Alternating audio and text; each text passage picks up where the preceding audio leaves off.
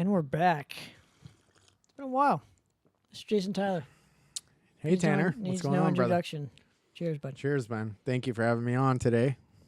Thanks for coming by, man. It's only been, I haven't seen you in a while. Been a minute. Yeah, it has been a minute. Since we've seen each other in the flesh. Well, you're looking good. You look like you lost a lot of flesh. Yeah, a little bit. Trying to.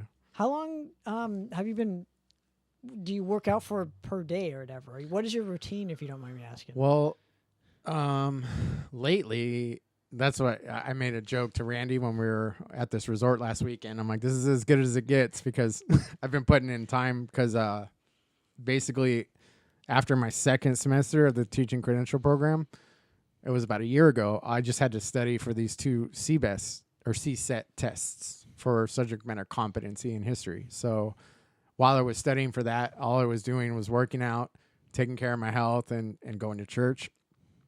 Working on myself, reading books, doing physical therapy, had some personal training. So yeah, I mean, basically, let's see. If I did a morning Pain to Freedom fitness workout, which takes about an hour or so, and then I'll go to the gym, that could be from about 8 a.m. to noon, pretty much.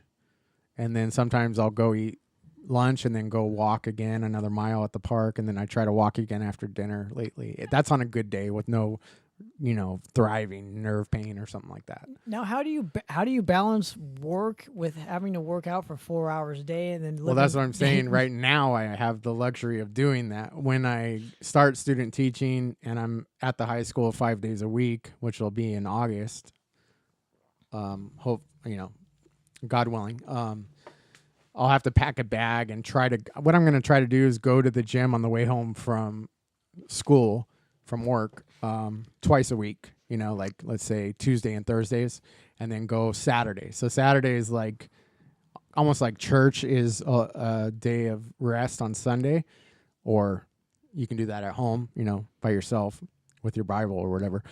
Saturday for me is when I try to get a lot of exercise and take care of my body, have no doctor's appointment, no spiritual commitments, unless I have something planned with a good friend or Randy, my significant other, my life partner. I usually try to get up. I do have a morning workout I have to do. It takes about an hour or so. It's they've altered it, so it's a lot of just lower body and mobility stuff. But yeah, I usually do chest and arms or back and shoulders on Saturday, and that could take anywhere. It's about an hour and a half to 2 hours, depending on how crowded it is. Wow. And I usually take, I just started taking pre-workout just for those days because it's kind of like, it's got a little caffeine in it, but I just have to remember no more caffeine after that because it's not good for you to have too much caffeine in your system. Now, how have you had to change your diet with all this? I mean, obviously you haven't had any surgery, I'm assuming, for what you've had to go through. I had the lumbar fusion back surgery back on July 7th, 2021. Wow. Okay. Yeah. So, but since then have you just had to change your diet and then just exercise? Yeah. Okay. Yeah. So far, I mean, I'm probably going to get reassessed here in a minute to make sure everything's working properly in the lower body. But, yeah, I just try to listen to my body when it tells me I need rest, and definitely my diet's important. Like, it's more of a lifestyle change. I've figured out, through trial and error, what foods cause inflammation in my body and what doesn't. And I try to stick to the stuff that's best for my body. Yeah. Have you found that there are any benefits, even just like singing again with, the diet change, the working out? Have you noticed at least a change in your delivery of the vocal patterns now? I haven't got that far yet. I'll find out Monday next week because when we were rehearsing a few years ago, when we did those few shows, when I was in a lot of pain, I realized I had to stay moving on stage and at rehearsals, but sometimes I have to sit because of my nerve pain, and I can't go as crazy as I used to before I had the surgery for obvious reasons. Like, I don't want to be jumping off anything, and even if I don't feel it during the performance when my adrenaline's up, I'm going to feel it the next day. And I got to be careful with these shows coming up because we have back-to-back gigs on both weekends, Friday, Saturday nights. That's awesome. You guys are still playing. Yeah, this will be our first shows in a couple of years. I like to still have a grasp still in the extreme metal world. So I like the fact that we're still buds, even though I've changed my my direction as far as creativity wise go. But I still like having that. I don't know, not a foundation, but like still know people in this specific community that like I still love to support, kind of thing. So I'm glad you're still making music, and I know you don't promote as much, and but I do want to talk a little bit about, you know, some of the changes that you've seen maybe just as a promoter. I know you don't book as much these days, and people may not, sadly, like may not know your work, which is a shame because you put so much. There was a time when literally, I mean, you are the scene as far as I'm concerned. I always told you that, but there was a time when literally, if you weren't playing a ADHD Jason Tyler show, like you weren't playing around here. Well, in SoCal. What I've noticed, well, for Orange County, what I've noticed, because we have an Orange County show on our itinerary, and it's not done being booked yet. A lot of bands that I used to work with in Orange County aren't active or don't play anymore. And I'm older, obviously that makes sense. We're all older guys, like my era. When we were in our 20s, these people are in their late 40s, sometimes 50s or early 40s right now. So some of them aren't playing anymore, or the ones that have gotten very successful or busy and on tour, or they can't commit to a one-off show because they have to wait for this tour, etc. So my idea when putting these shows together was actually to have some bigger bands headline over us. And as a booking agent and promoter, being so hands-on on each show, which I've tried to be, I would be able to, you know, pay someone well because I'd have control, so to speak, on and know that we're not getting ripped off because I have everything in front of me. And what I did find interesting when I tried to sell my show to a particular place in Orange County, instead of the owner and the venue buying or making an offer on the tour package, which technically on some shows coming up is Lazarus Casket, Silent Scream, they wanted me to rent the venue, which was kind of weird. So they wanted me to rent the venue, put the whole thing together, and do all the work, and then not really get any compensation for it. So obviously we're not playing there. So I told them, hey, well, when you have suicidal tendencies and so and so and so and so, please consider us as an opener. And that left it at that, you know. But it was kind of weird how maybe people, you know, like I know as from being a booking agent for a while that the way to pitch a tour, obviously to talent buyers and venues and owners and booking agents at venues. So it was just weird that someone that buys obviously big shows from, you know, the Dickies, Suicidal Tendencies, I don't know who else has played there, and I'm not going to say the name of the venue right now, but it was just weird that they kind of like answered me like that, you know, when they knew I was coming from a different angle, right? Well, and especially your history. So they know who I am. Do you feel like your history is like? I feel like it's kind of forgotten sometimes, even though it's only been, you know, 2019 is when the pandemic hit, and ADHD Entertainment kind of decided to.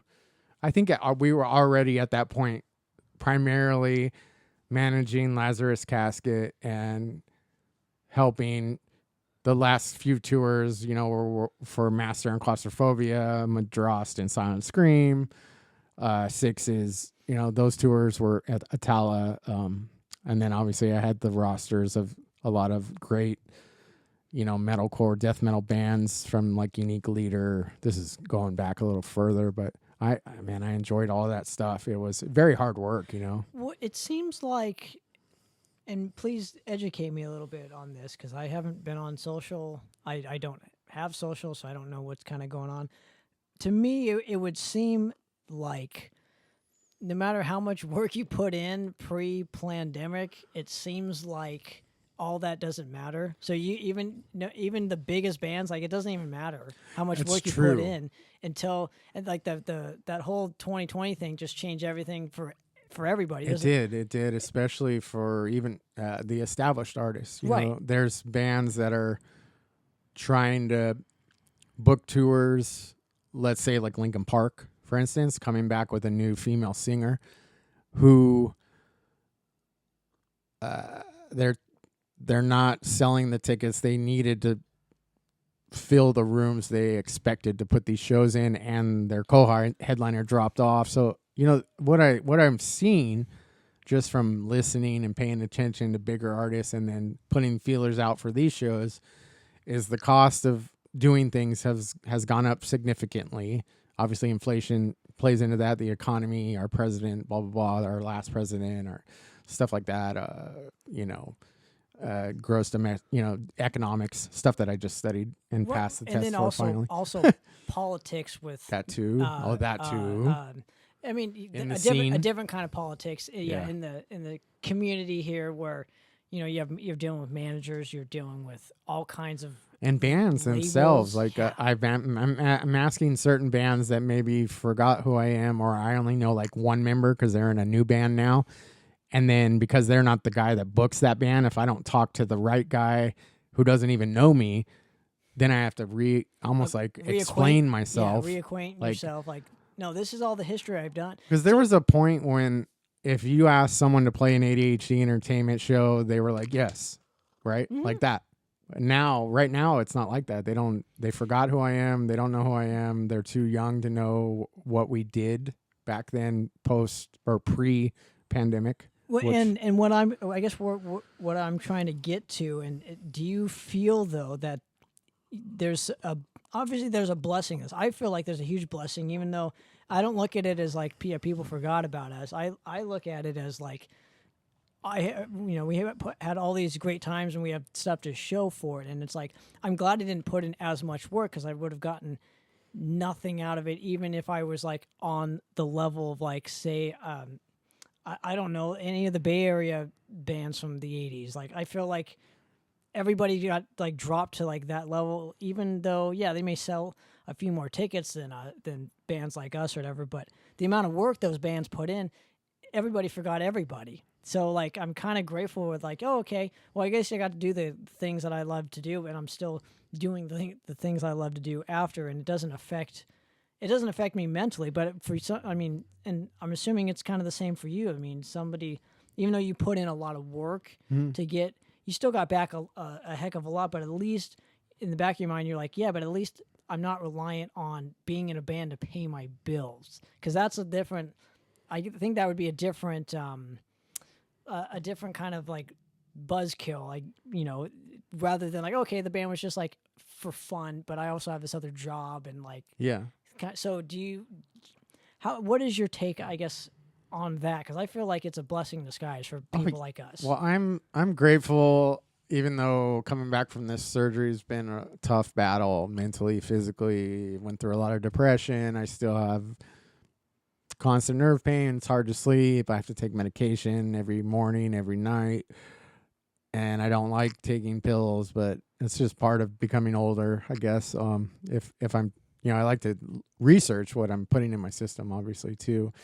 I take multivitamins, some supplements that maybe my body might be lacking because I can't run or walk outside as much or as long as I used to, or I don't know, just still battling back for trying to get as healthy as I can and as close to the high school football Jason Tyler, which isn't really possible because I was 18, but as close as I can I want to be as in the best shape that I can at my age, so that when I get older and I have more health problems, which is going to happen to all of us, I don't have so much stuff to deal with. Like, I'm trying to make my future easier physically because, the spine supports everything.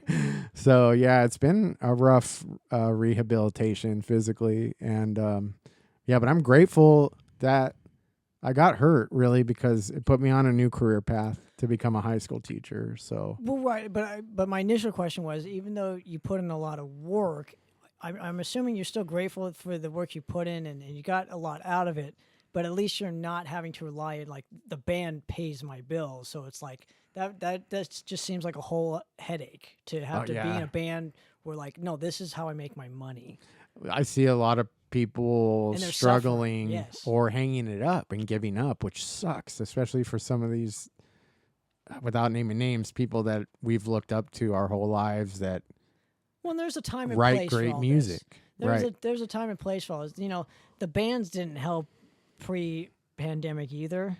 They by not taking out new bands, so it kills the scene anyways. So it is what it is, kind of thing. We've been screaming at the rooftop and nobody's been listening. So as far as that goes, the thing that blows my mind now is how important it was for Lars Ulrich and Metallica to stand up to the digital pirating that was happening 30 years ago. Yeah. Because digital music is the biggest chunk, unless you're a band that sells collector's items and merch very well, which there are a few, obviously, but usually that touring has to support that, usually. Right. And bands don't set themselves up for success, as we've talked earlier behind the scenes here, right? On yeah, absolutely. So, but I do think there's a blessing in disguise with all this. Is my point. Even though we both got hurt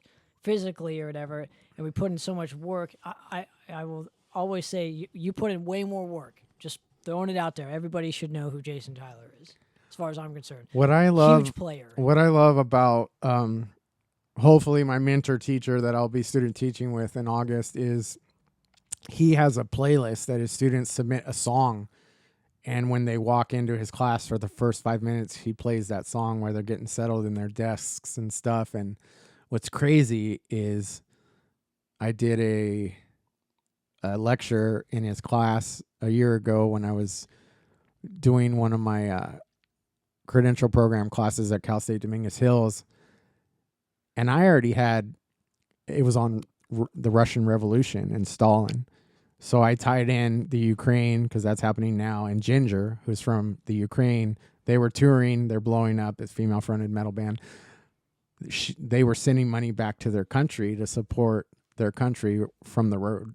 And they were giving a portion of their merch sales for relief back home to Ukraine. And anyway, so I already had her as part of my slideshow notes. Well, the teacher himself went and found a POD song, a new one that has her as a guest vocalist on it, and put it and added it to our lecture because we collaborate on stuff.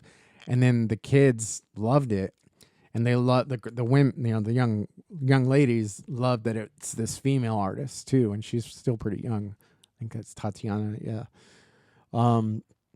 Anyway, it's just been a blessing to like still see music and art being used as a teacher and in a high school. And obviously the kids, we love entertainment. I think you and I we love art, film, music, TV. Like that's just something that it's kind of like, I don't know, like a major in college that's not as supported as it used to be 20, 30 years ago too. Well, I mean, I never graduated from college to be an artist. I never went to school for radio. I never went to school for film. I never went to school for music.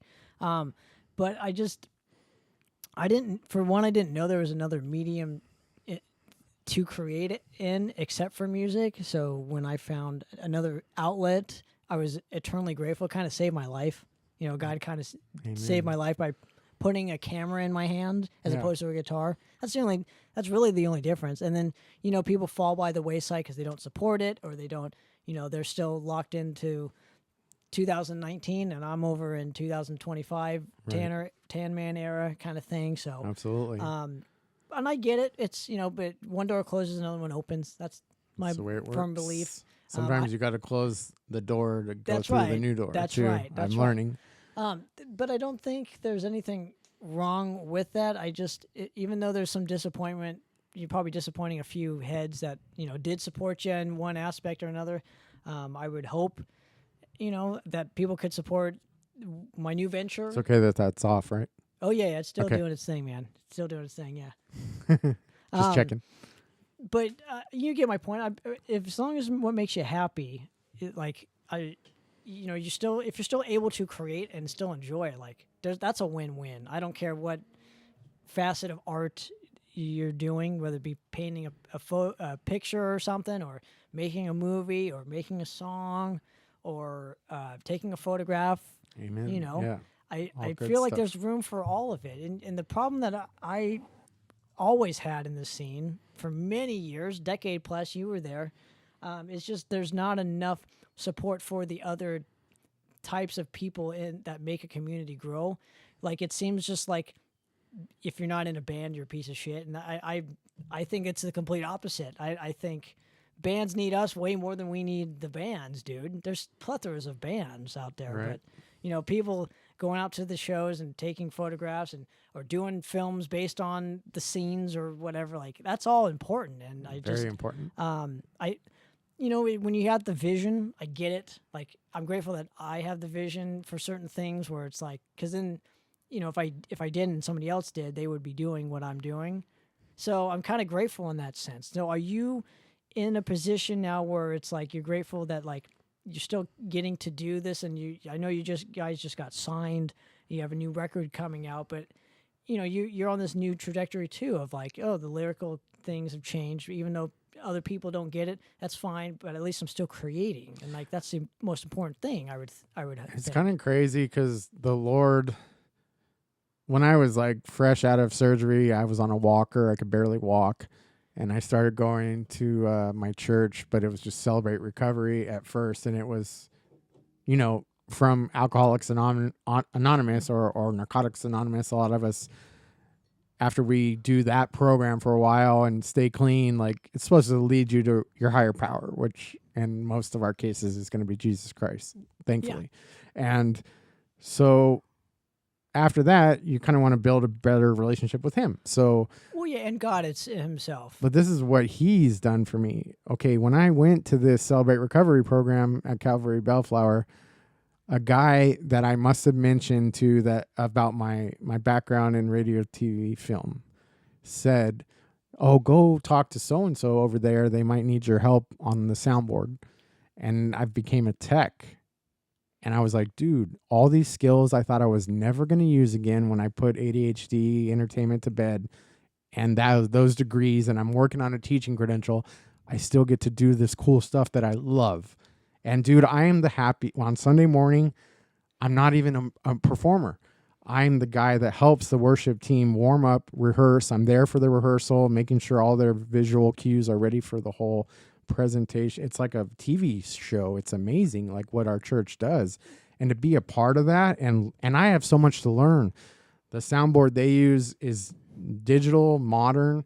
The mixer in my garage is a PV800 that I used to use for all the the character shows out back. That was my mixer. I'd haul it in. That's how lifting all those speakers all the time. Anyway, it's just a trip. And then to have this label have interest in putting out this album for Lazarus Casket, so I don't have to do all the business stuff myself. It's been just a blessing to like go back and do this. And then I'm dabbling in, management and booking agent stuff and putting an event together with ADHD Entertainment to help our shows be as successful as possible. Do you feel, it seems like there's a correlation here where you were just set up to do this. Like you learned. It's weird. That like I never thought I would do any of this again. Do you know what I mean? That's why I was trying to talk to you about that earlier. Like you never know what's going to happen, and this is, I might not play again for a while. I don't know. Ditto. I mean, yeah. You're looking at me like I'm this might be it. I don't know. There might, maybe not. I don't know. He knows. You don't have to know. He knows. That's the beauty part. All I'm going to be doing in August is student teaching and working on getting my first teaching job. And if that happens, I will have summers off, Christmas breaks off to play shows. And if the band and I are still getting along, so be it. Let's do it. Let's have fun. There's a correlation, though, with all that. Like, you literally had to go through step by step by step in order to get to this next step of doing, the soundboard for your church or setting up rehearsals. Well, I had to stay sober. That's one thing. Well, right. but what I'm saying is, but you still had, that's maybe the lessons that you had to learn in life in order to get to this specific plateau. True. Like, with film, I'm going to tell you this, dude. It's literally like making a record. It's the same principles that apply to making a film as opposed to making a record. Only I'm not having to rely on other people's talents and to come in and do their part so that the record can get made. Like I have all the control into like molding all these interviews. There's a lot of parallels also in the comedy scene and the band scene. That's right. Very similar. Because I used to date someone and her dad was a comedian and I was just a musician promoter then. And I'm like, this is just like the music scene, except it's just one person that writes and gets paid. But there's a bill of comedians and they all drink. It's exactly like a show, except it's different. There's food, drinks, seats, no mosh pits. Well, maybe sometimes. It's very similar, right. You know, and I think you're talking about those kind of comparisons in film. It's really cool, man. I mean, amazing, you have art, you have editing, the editing process of film, which we did in college for my degree. And everything's digital, dude. Yeah. I don't have to splice right. film anymore. Oh, so much better. And then I can like raise volumes on things. You know, I feel too. like the only issue or the only like kind of hard part about putting a film together is just going out and doing it, like, you know, making the calls to get the interviews and setting up, you know, that kind of takes a little bit of work, but hard drive space. Well, yeah, I've learned a little bit about how to control that, but you know, like getting music for films for me is super easy because I know so many musicians and I mean, people know who I don't want to say it sounds I'm not trying to be egotistical or narcissist. But there are some people who do know me, and I have put in the work to like be like, hey man, like, you know, I'm making a movie. I could really use, you know, one of your tunes. Like this is, and people are happy to give it. Like people really like it's. I'm not having to rely on like people who won't show up. Right. Like as long as I show up and do the work, and it seems like you know I keep moving forward in this art form, and that's like the beauty part about it. I couldn't do that in music. I like relied on people, the engineer to get back to me, the mastering guy, you know, my drummer, my guitar player, my bass player, like, you know, the art, you know, Tony with the artwork, even though Tony, I never had any issues, but I'm saying all these different pieces putting it together, you know, and you're learning too, the label. Yeah. He hit me up today. He's like, we got to fix this, and then the record comes out in 48 hours or less. I'm like, okay. Right. And basically it changed the trajectory of my day-to-day. I had to go back home and get on my computer before I came out this way today to make sure we handled what needed to be done. But I'm just saying there's just a correlation of everything. I want to write a book now. I want to see what that's like. Yeah. Like, I would love to write because I'm doing, and I'm going to show you this off the record here. But when I did the Tony Cole film, I did a film about our homie Tony Cole. Does all of our album covers. He's a wonderful human being. Love Tony. I love Tony. But it's encouraging him now to get his book out, and I've been bugging Tony for a decade. When's your book coming out? People like that should have multiple things, you know what I mean? Like you should have a book out. Like you should literally you have a book of like, you know, you put all your flyers that you've ever done with ADHD, your whole career, and then you put all the records. You could talk about all different kinds of chapters in your life. Absolutely. Not just like being a band guy. Yeah. You know, but like, okay, booking. Here's all the shows. Here's my top 10 favorites or whatever. I'm just saying you have so many options, man. So crazy. Some of the stuff that's flyers, in the past, like great memories. Like I booked that and that band, and it's like so long ago. It was like a bucket list thing, but it was real. Yeah. And there's little and nobody memories will know about and it videos except about if it's put on paper kind of thing. So and the flyers are just sitting there. I mean, they're not doing anything. Right. You know, just make a collage. Yeah. Like, you know, you could do anything. Everything's print on demand, so you could just print everything on demand and send a link to people and say, hey, man, you know, support me. And then you sell it at your shows. You know, your Lazarus Casket, you got the CDs, you got a book. Yes. Like, you know, he makes the band Big Dick Swinging, makes you guys look more professional and, like... Good idea. I don't know. I'm just thinking, like, in terms of that, you know? Yeah. Like, make yourself be like smoke and mirrors kind of thing. Now, have you found with recording this this new EP, did you find new challenges with it as opposed to what you guys have done in the past, or was it relatively the pretty same? Smooth. Our last few records have been pretty smooth. We just kind of have a process that starts with Aaron Miller, who is our lead guitarist, and usually gets us a guitar, simple structure, then they add the drums, and then we just go piece by piece and add stuff. And usually, unless there's I had certain requests on songwriting structure a few records ago, the Warriors of Sacrifice album, and that record had some longer songs on it, but it's really thin. It's in a little plastic sleeve, if you remember. Yeah, of course I do. So basically, the bands kind of followed that structure. This is a much shorter album, or it became an EP because when the label got involved, we had a timeline, and I didn't finish another song that there it is, Warriors of Sacrifice, 2020.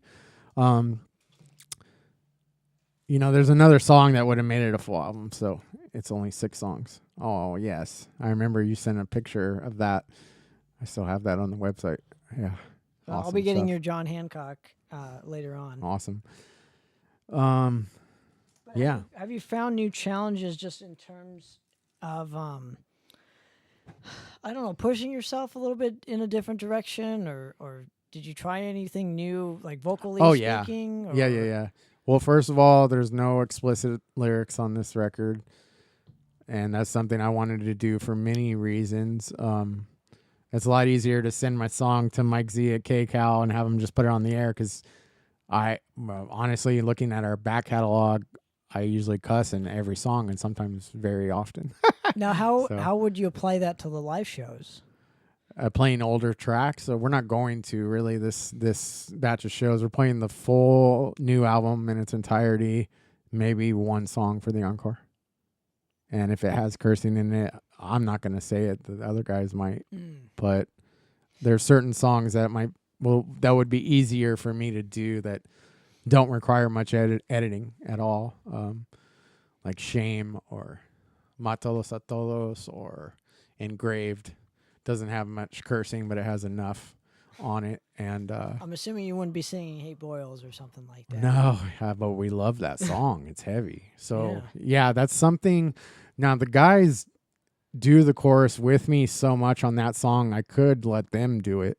We just don't want problems with the label. We're on a faith-based Christian label, and that's one thing that was able to let us get the record deal. Plus the content of my lyrics, from being rebaptized again and sober and clean. That's a big theme on this album. Now, when did you get baptized? It was June 2023. Okay. Yeah. And where did you get baptized at? Huntington Beach. Okay. Yeah. We've got photos of it. My friend Steve Porter, who was in Sorry State, punk band for a long time. He's playing with El Nada. He's played in Louis Seidel. He's a great guitar player, a good friend of mine, who he's always talked about his faith, but I don't know, like, it was rad. He came to that, and so did my sponsor, and my dad, and his girlfriend Debbie, my sister, and my nephews. Randy was there, obviously.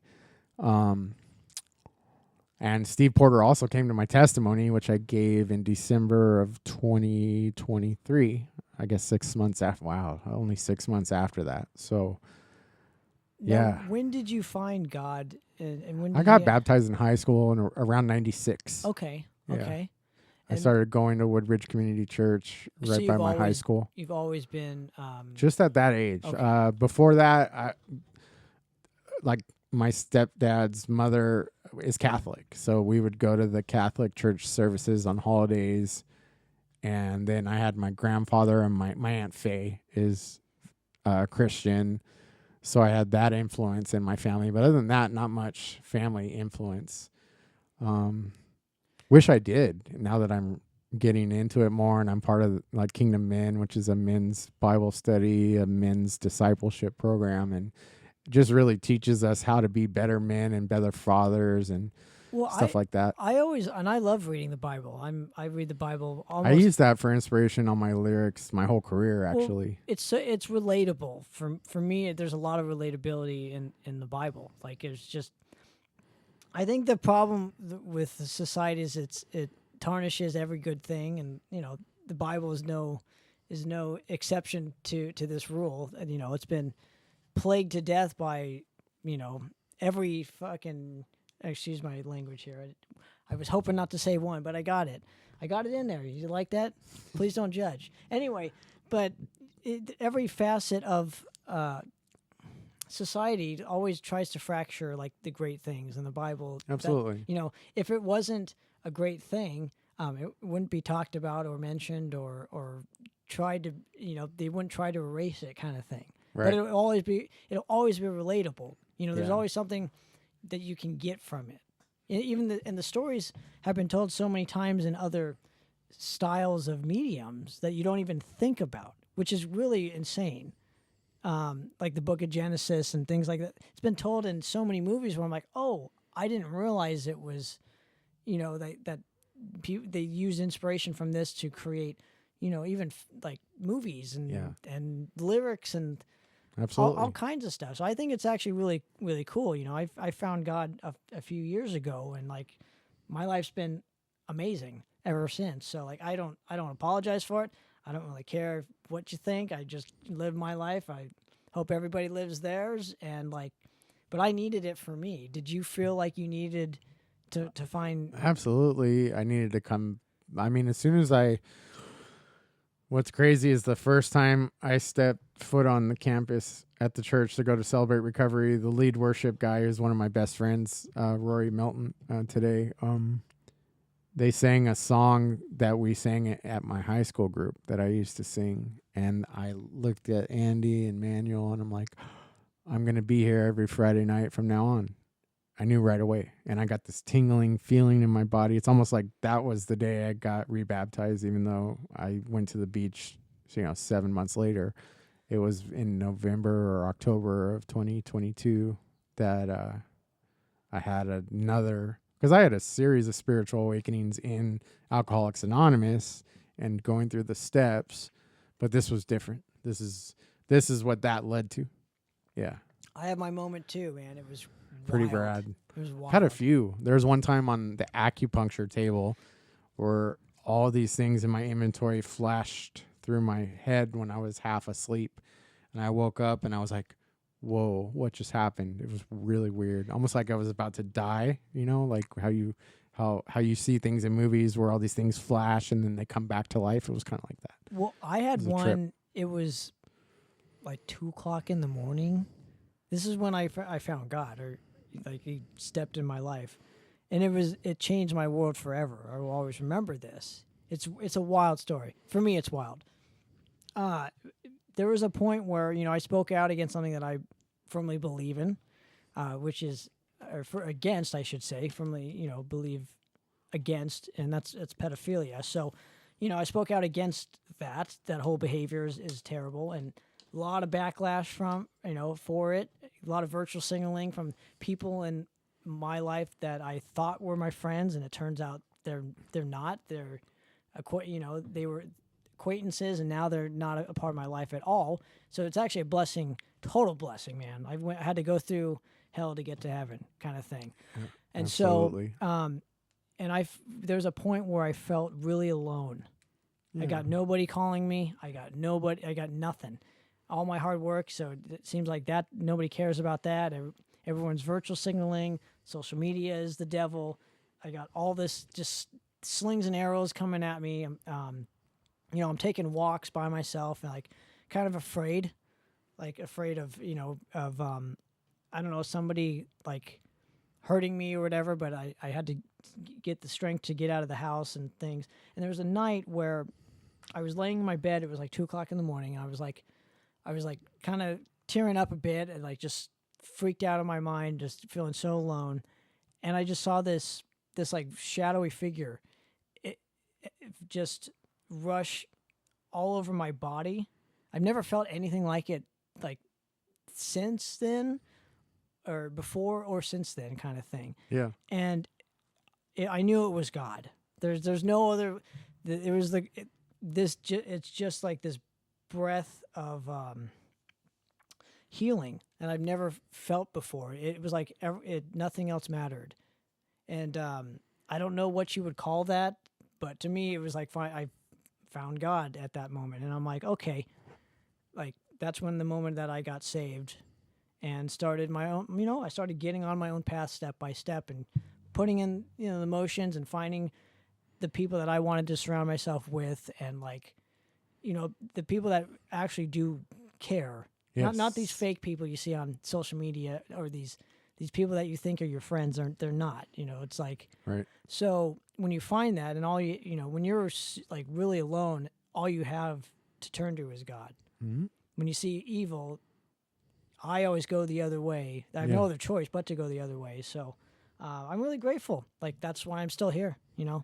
That's why we're talking right now. And it seems like, I don't know if you ever had one of those moments, and I don't really want to apologize for even bringing it up, but it was a big deal for me. It was that was like something I never have experienced ever. And I don't think I'll experience it again, but no other feeling compared to it. Right.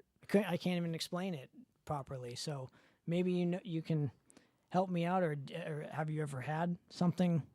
Oh, absolutely. There's a lot of moments during my surgery recovery where I was alone and depressed and wondering if I was ever going to be able to do certain things again in my life. And I just kept doing my physical therapy and, kept going to my meetings, and found this church and started reading the Bible more, and found new friends, in church, and found that there's crappy people in church too.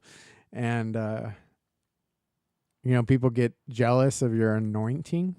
That would be something that happens to us when we secure a relationship with the Holy Spirit, and it's with us always. And that's what gives us the ability to stay away from that crap and those people that are not seeing eye to eye with us and are not supporting us. Like, it's easier to see that once you have him with you. So yeah, I hear you 100%. And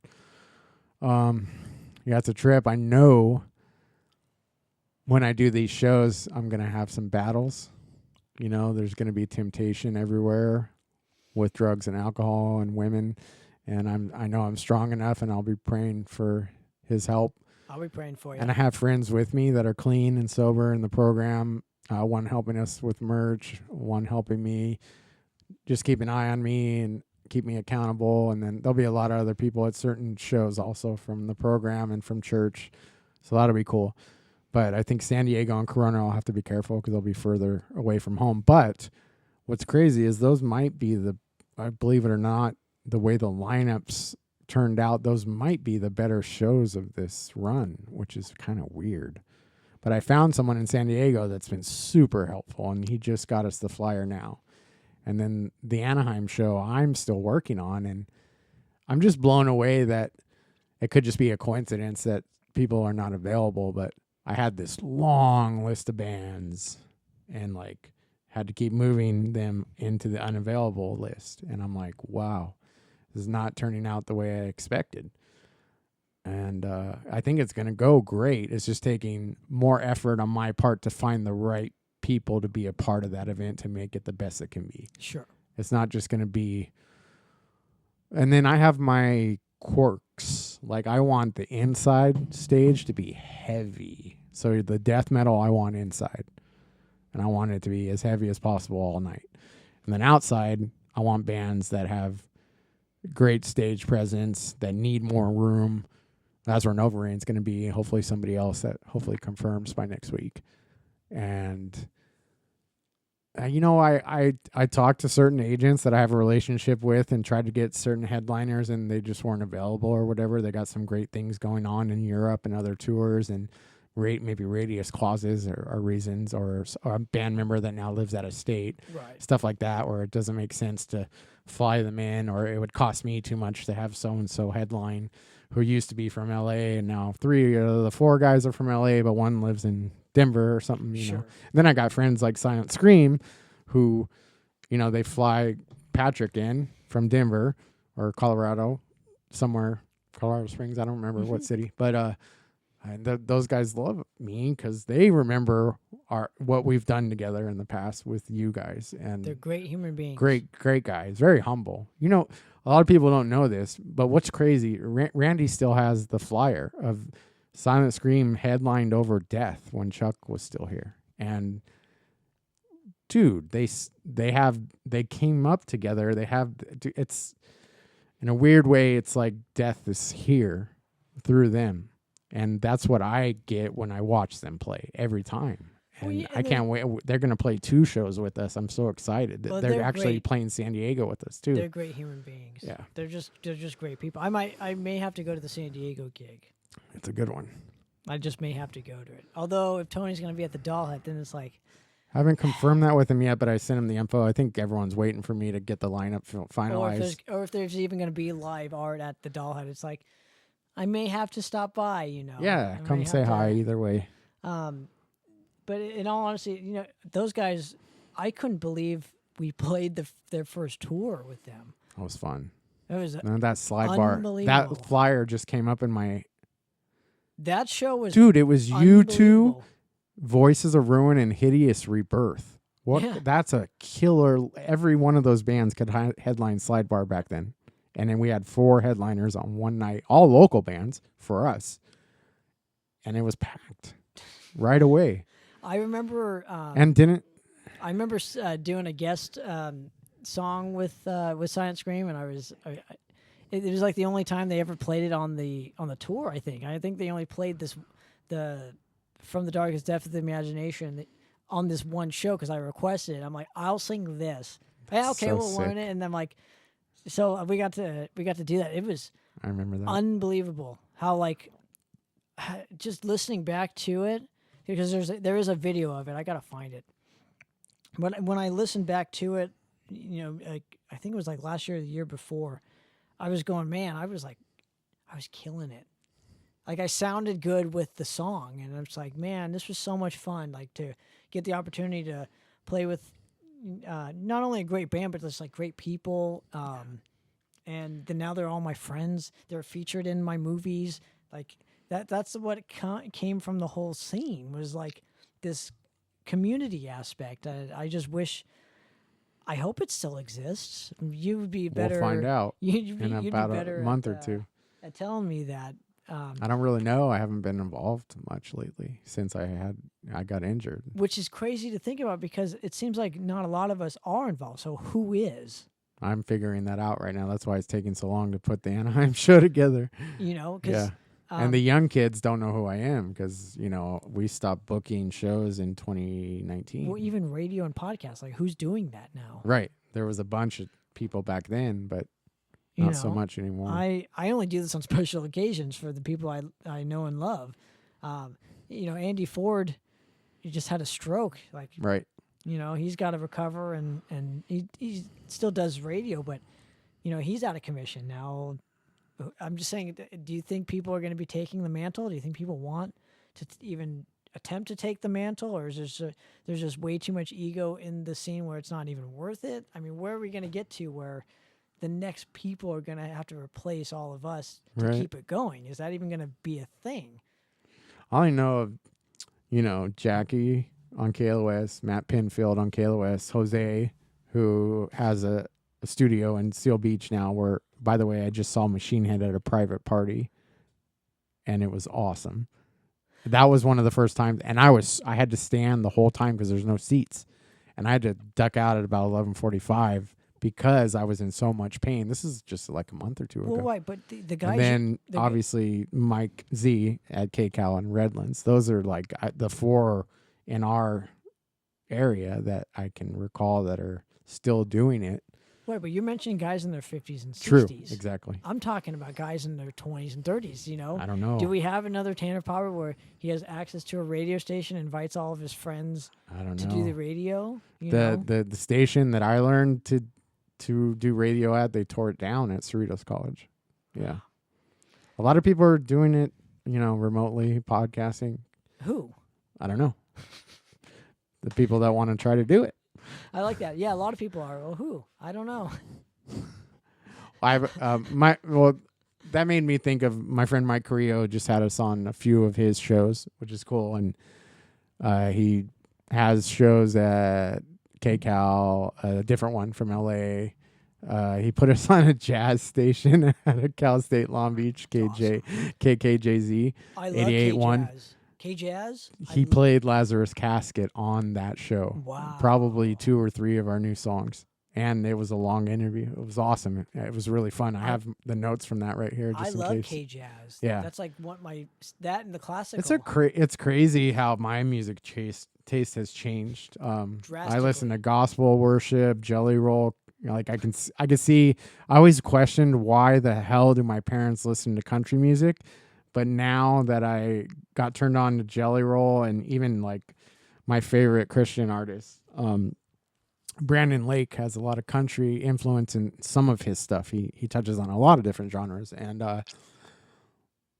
there's like when I go out to see my dad in the desert and they have country on all day, it doesn't bother me anymore. I could totally, I like 80s music, jazz, classical stuff. I could see, okay, for instance, when I'm teaching, when I was subbing, I would put on the coffee jazz study music and I'd, cast it to the Apple TV for the kids and just ask them, hey, does this bother you guys? And we'd all be working on our homework together. I'd be working on college stuff and they'd be working on their laptops doing their assignments, and it just sets the mood nice and calm, You know what I've been listening to a lot lately is this healing music. So it's literally like a Buddhist guy or whatever. It's a trip. And he has all these little bowls around him, and he's got these 2 gongs, and he literally just goes, gong. Those frequencies are healing. Dude. Yes, I've read about that. And dude, I studied that a lot in my world history section. It's in the best. It's the best. Literally,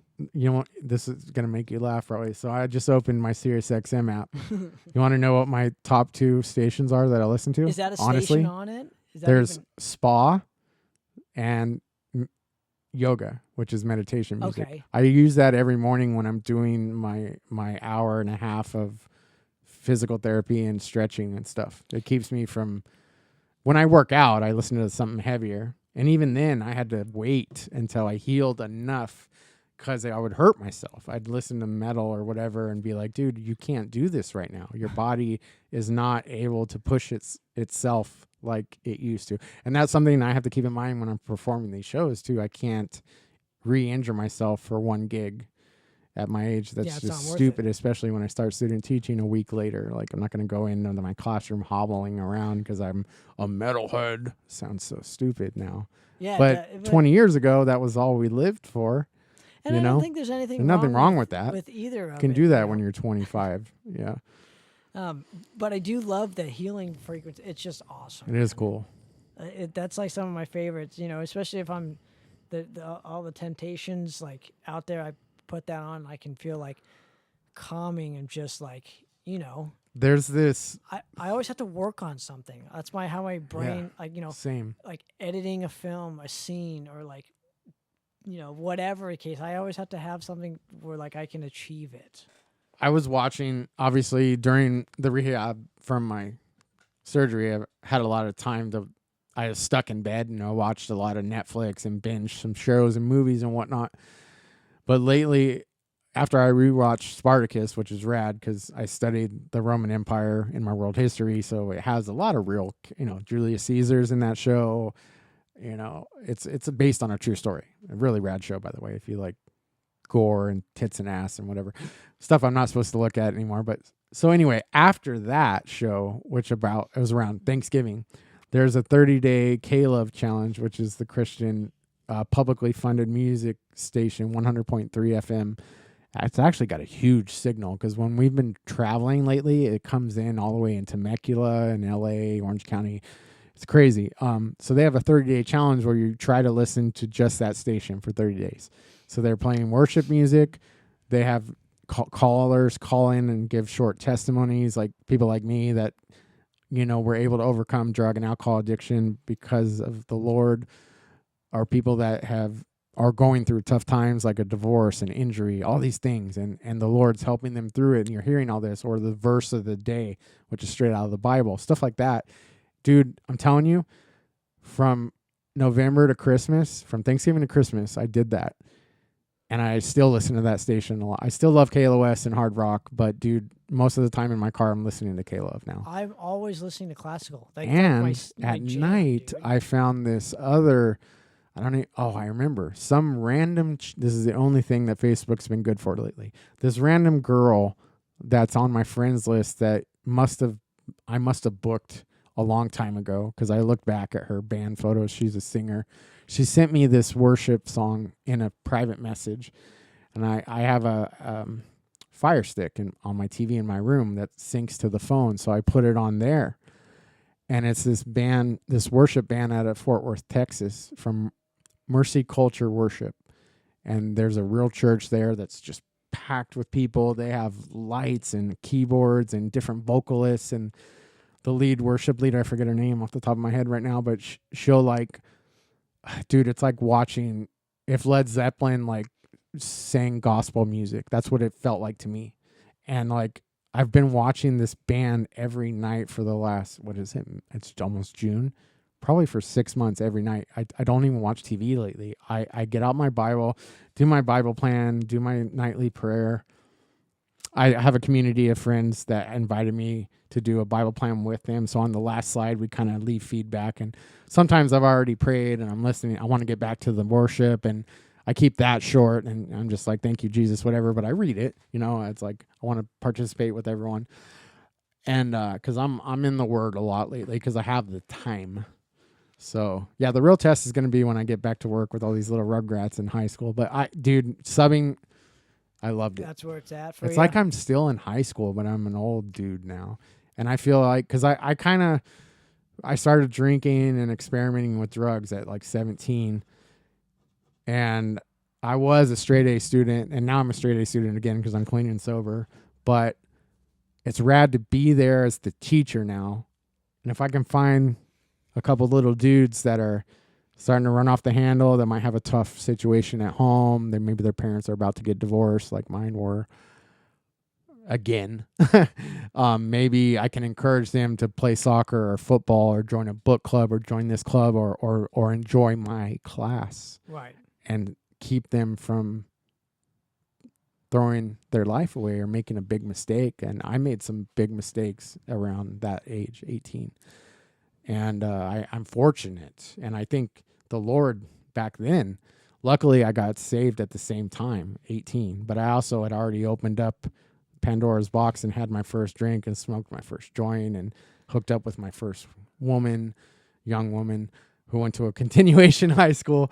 So you could see where that led. And, that sin was there. And it was always, I was attracted to it. I wanted to repeat those first experiences. And then they talk about this in AA and in rehab, which I luckily never had to go to. But I'm working with all these addicts and homeless people and people that are hurting on Friday evening that come to celebrate recovery and need hope again. And when we talk about our stories and tell them how we the Lord lift, dude, I loved some of the substances I used to do. And I don't even think about them anymore. And if I do, I know I can't do them ever again because it's going to really tear down everything that I've built up over the last 5 or 6 years. Yeah, I'm very grateful I never had a... And I didn't get that bad. It could have been worse. Right? Well, I'm grateful I never had the alcohol thing. That runs in my family. So it runs in mine too. But I never had... my thing is porn. That too, I've worked on that because of the Lord lately. And I still struggle with it. I do every day. And I think it's a little bit tougher because of the hormones, dude. Oh yeah. It like drinking, you replace that with something. Like I have tea. You replace that stuff. But what do I replace stuff with? This if there's no Russell Brand. I don't have a woman. Russell Brand's book Recovery. When I read that book, when I first started getting sober, and then I started checking out his social media and this thing called Commune. That was an app that he was a guest speaker on. He talks about the high you get off masturbation, porn, and an orgasm is equivalent to the high that a heroin high is. It releases the same chemicals, and he knows this because he's a former heroin addict. Dopamine. Yes, okay. I never did heroin except in ecstasy once or whatever. Yeah, I never done that either. So when he said that, I'm like, oh, what do you replace it that with, makes though? sense. Well, what do you the replace? Lord. Well, yeah, Easier said than done. Dude, I mean, he's going to make. You're going to have to ask for his help every day, and I do with alcohol. And then I get frustrated with him every fucking day. Yeah, cursing every day. Will. It's just what helped me with that. Then you get sick of it, and it's like, what helped me, and I'm not perfect, but I've definitely none of us are. Done better in the last year. What helped me is the testimony of other men in my ministry that there's a gentleman who was about he was about to get married to his wife, right? And a month before the wedding, she caught him looking at porn, and it for her, it was like cheating on her. And he also already expressed before that happened how porn can ruin your life. And I'm like, that doesn't make any sense to me. Yes. And I never saw it like that, right? Until I abstained from it recently and saw how much better my relationship with my woman became, how much better my relationship with myself came. Yeah, but I don't see her very much. I don't have one. Maybe twice a month if I'm lucky. I haven't had one for close to 20 years, dude. What am I supposed to... Well, there's married men that struggle with it, and that blows my mind because they live with their wife. But that's how sick and how bad that disease is, right? And I'm not perfect. I'm happy to talk about it. I'm not afraid to talk about my issues. I found my stepdad's Playboys when I was probably like 13. No, yeah, or maybe 12. And then I found a VHS. And then my friend in junior high found his dad's VHS. And then when I was 18 and we had dial-up internet, I found the web porn. The problem is it's readily available anywhere, and we have these devices that literally, temptation is literally another every thing, second real of every quick. day.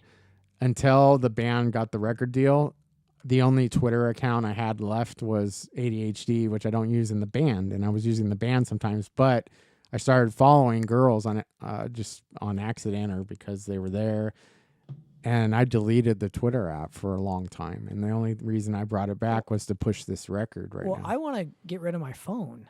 That helps too. There's guys in our recovery that do that. Just have a There's a guy that exactly has that for that exact reason, and it worked. Yeah, he just moved to Fresno too. I may just have to do that and for a while, and for 6 months to a year, you'll be good. Yeah, I don't feel like my life, like even though I have my issues, I feel like it's not as bad as other people. Yeah, there's times where like it's really bad. But then there are times where like I get through the day, and if I can get through one day, then like I can get through two. Yeah. And then by that time, that temptation starts to seep in after like 2 or 3 days.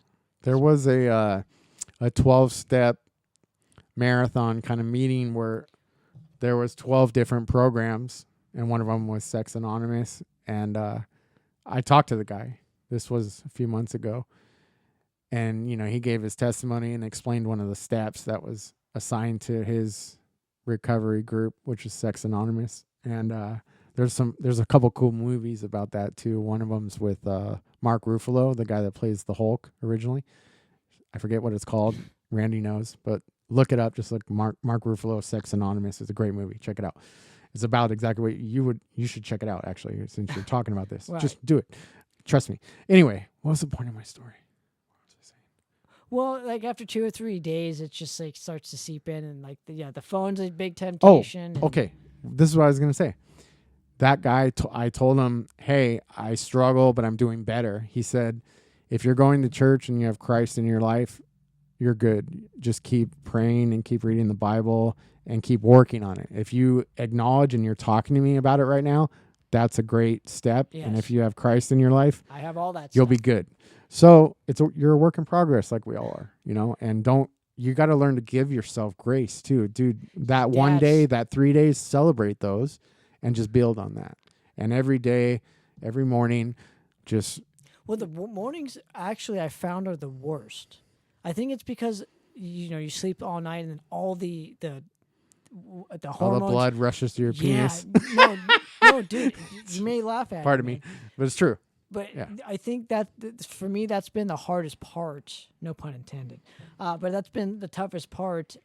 As you get older, though, in the morning, the first thing I have to do when I get up is usually pee and poop. So, and it's pretty regular. Well, yeah, but then but the problem is so. So that takes the place. Wait, so if I wake up, keeps me busy for a minute. If I wake up though at like 5 a.m, I don't have to be at work till 9. Yeah. So, after I have to use the restroom and then I go back to work or whatever. These are 3 things I open when I'm on the toilet, so I don't even go there.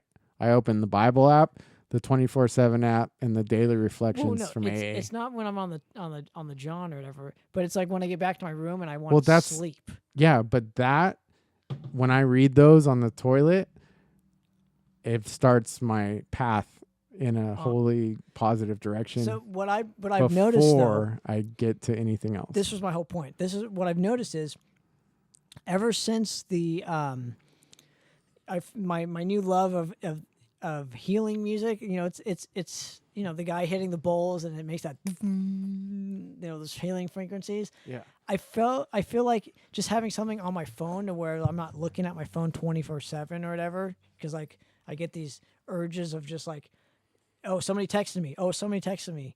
And turns out nobody ever texts me. So it's always in the subconscious, but I've always felt like when I have something playing through my phone, it's like, okay, I'm like, I feel a lot better just not having to rely. I feel like that distraction is over with, kind of thing, up until a certain point. And then it's like, then the temptation starts to seep in, and then it's like, where do you turn? So it's always in life, I guess that's like how we build up character is constantly having to fight those temptations, and it's wild, man. I please don't judge.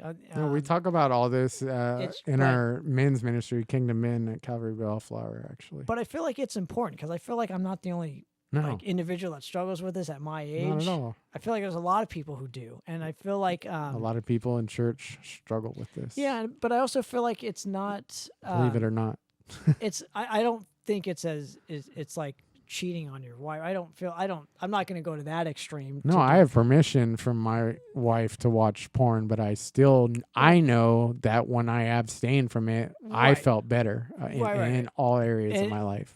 And ditto, because I feel like I have more energy. Yes, which I do. Absolutely. But I have too much energy right now. Well, look at you. Speaking of that.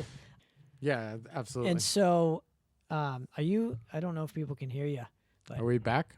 Yeah, we've been back for a little bit. But real quick, to go back to our topic of basically sinful nature and what the Holy Spirit produces are all wrapped up in basically Galatians 5. So Galatians 5:19 talks about all the results and negative things that come from our sinful natures, like sexual immorality, impurity, lustful pleasures, idolatry, sorcery, hostility, quarreling, jealousy, outbursts of anger, selfish ambition, dissension, division, envy, drunkenness, wild parties, and other sins, etc. And then Galatians 5:22 is probably my favorite. It is, but the Holy Spirit produces this kind of fruit in our lives: love, joy, peace, patience, kindness, goodness, faithfulness, gentleness, and self-control. There is no law against these things. So with the Holy Spirit, as we become more like Christ, which is our goal, but we're always going to fail at that, but we want to strive to do it no matter what, because humans were born imperfect, and he knows this. He's not going to get mad if we watch porn again, but we shouldn't be. We should know and feel the conviction and want to repent if we do fall and falter. And then as we become closer to Jesus and stay in his word, we're going to start showing these kinds of fruit in our life: love in other people, Sure, joy, we'll peace, start opening patience. the door to those. Yeah. Sorcery, though. So, what is considered sorcery? Witchcraft. Yeah, something I've never cared about, stuff or like that. Yeah, Wizards, spells. I mean, I like watching them on TV, Right. but No, but it's a real thing, I do. Yeah. I know there's like black magic and things Yeah. like that, and Absolutely. I can never find myself to explore the dark arts. Right. That's never really been like a thing to me. The dark arts. I didn't really get into that either. Slayer is the darkest art I've been into. But no, it's really nice to let we can come on here and just talk. Absolutely. You know what I mean? Where I don't, as a host, there was this point in time where being a podcaster or being whatever, we brought people on to promote their stuff, and they never promoted our stuff. So what I'm saying is, so when you would bring you bring on an individual to promote their album that you didn't give a shit about anyways, they wouldn't even repost the interview. So then it got to this whole thing of why am I doing this? That's weird. No, bands do it all the time. Thrash bands and death metal bands are the worst. They wouldn't ever repost. So I got to a point in my life if it makes you feel any better, I think I'm probably one of the only people in my band that uses and posts our stuff. And even after a record deal, no offense, fellows, if you're listening, but you think they would share some of the stuff? No, they won't. But that's crazy.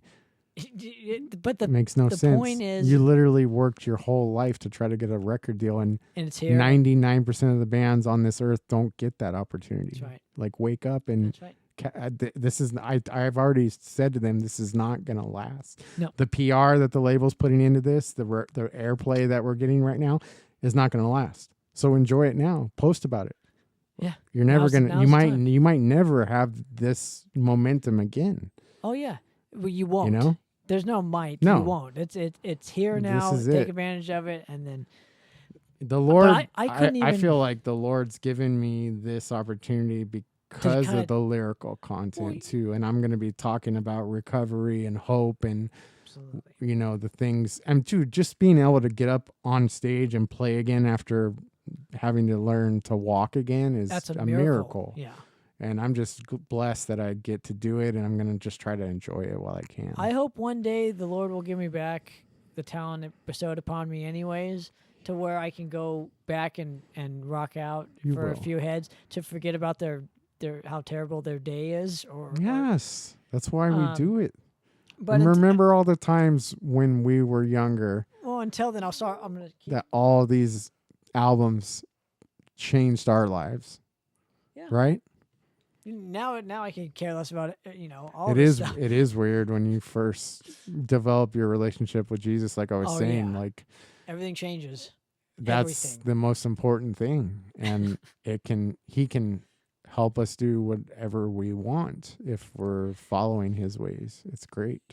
Yeah, but you never kind of realize what it is until there's a moment when you do realize this makes all the sense to me only. It's like with me, it's I always need to have the ability to create, regardless of what art form it is. So I'm like, you mean I don't have to just play in a band? Oh, right. Cool. I don't have to be band guy my whole life. Right. Okay, cool. Yeah. I do feel bad for the lifer musicians or whatever, where they're kind of forced to do this and they got nothing else, and that would really suck. I wouldn't want to be put in that position. Although there are a lot of lifer musicians who love it, and I'm going, God bless. That's. As long as you enjoy doing it. It would really just be disheartening, though, to where, again, this is a job, to where it feels like a job. And at that point, is it really worth continuing on just for the money? I think that's why a lot of bands take breaks sometimes. And then when they get the fire of the purpose of creating art, like Mudvayne, for instance, is back, and they did a couple years of shows, and now they're going to write a new record all of a sudden, when they disappeared for decades because of Hell Yeah, and then Vinnie Paul passed, and Shannon Guns is one of the top DJs on Sirius XM, Chad Gray's wife. So, and I saw them with Rob Zombie, And then I saw them again when Cold Chamber did their reunion tour. And yeah, that'll probably those be are two shows I went to during when I was in the ADA section. You know, it was at the 5 Point Amphitheater in Irvine, which is now closed. But they really took care of people with disabilities, where they had a ramped off section. You know, people in wheelchairs, people that had canes, or people like me who couldn't stand.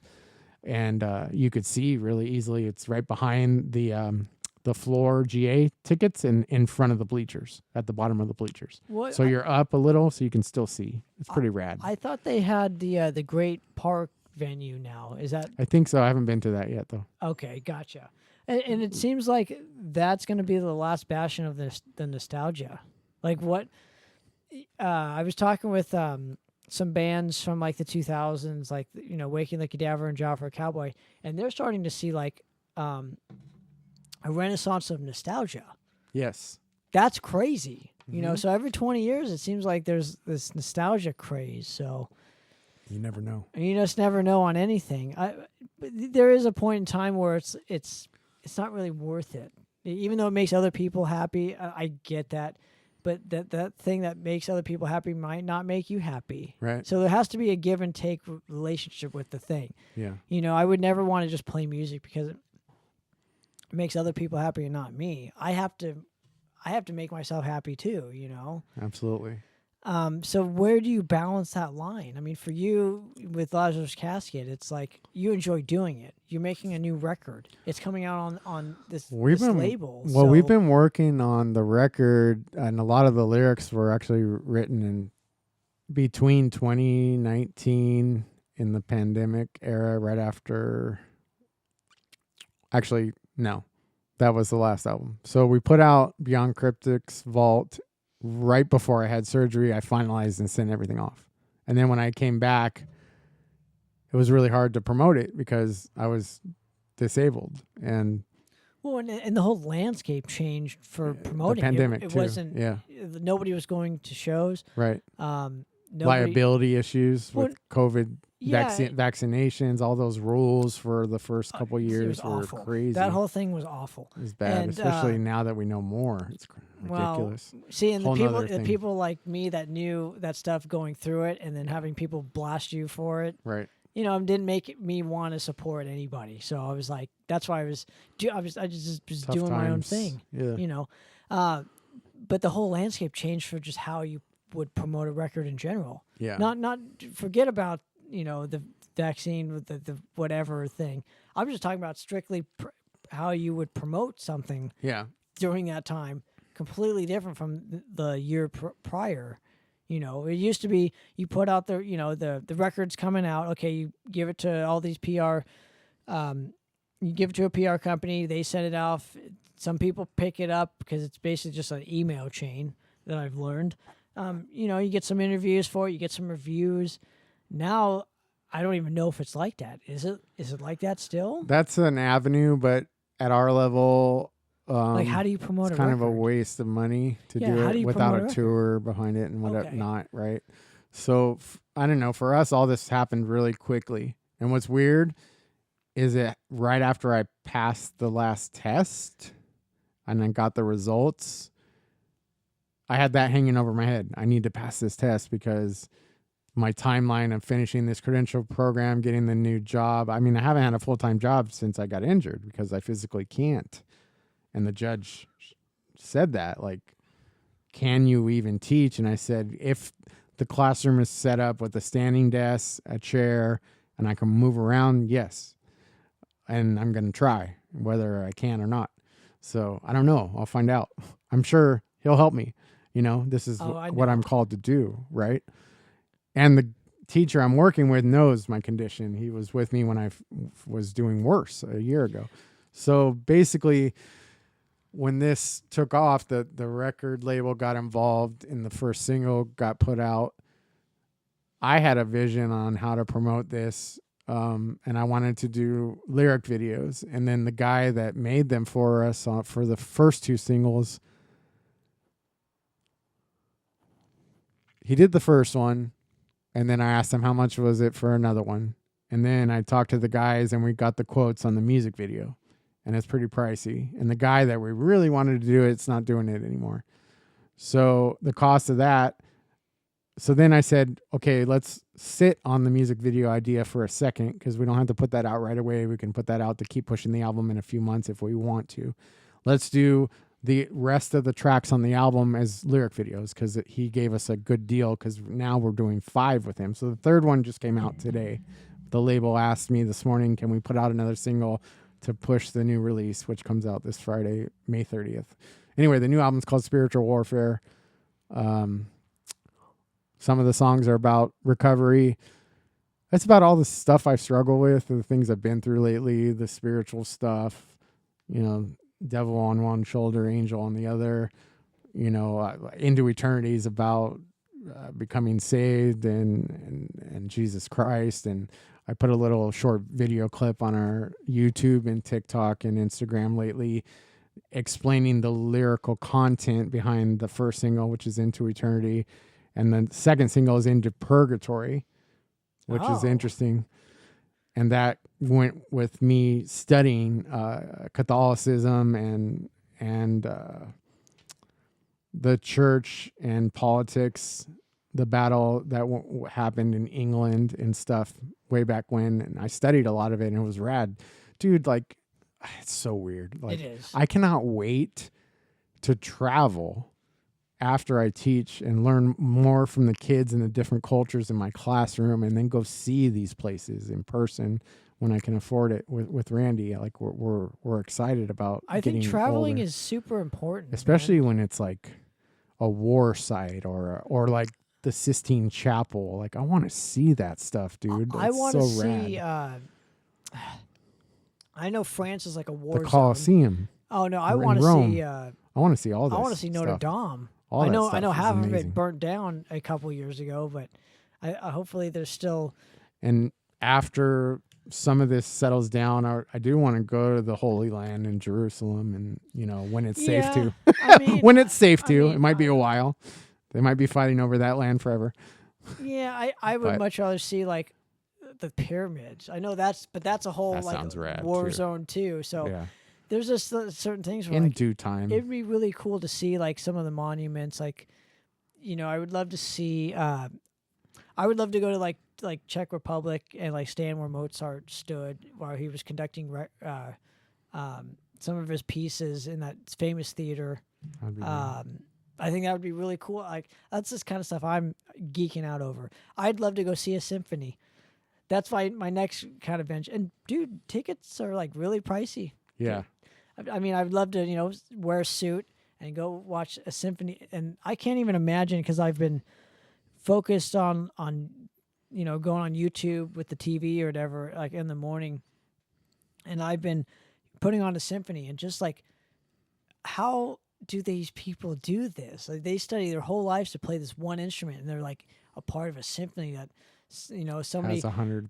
It has 100 people, whatever, other types of instruments, and are playing literally the greatest music ever written.